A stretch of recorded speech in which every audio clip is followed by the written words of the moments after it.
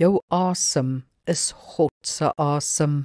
Genesis 2 vers 7 sê, het die Here God die mens met stof uit die grond gevorm en in sy neus die asem van lewe geblaas. So het die mens 'n lewende wese geword.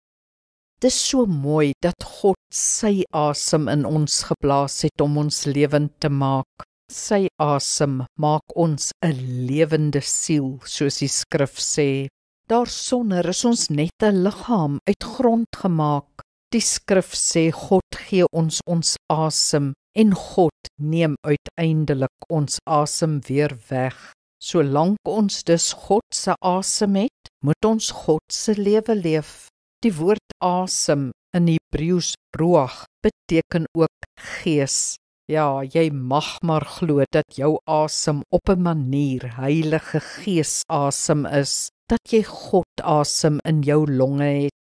Dink daaraan dat elke asemteug genade is, dat jou hele lewe deur hom geïnspireer en geanimeer is, dat jy geheel en al jou asemteë aan hom behoort. Laat al jou asemteë dus en al jou doen en late hom eer.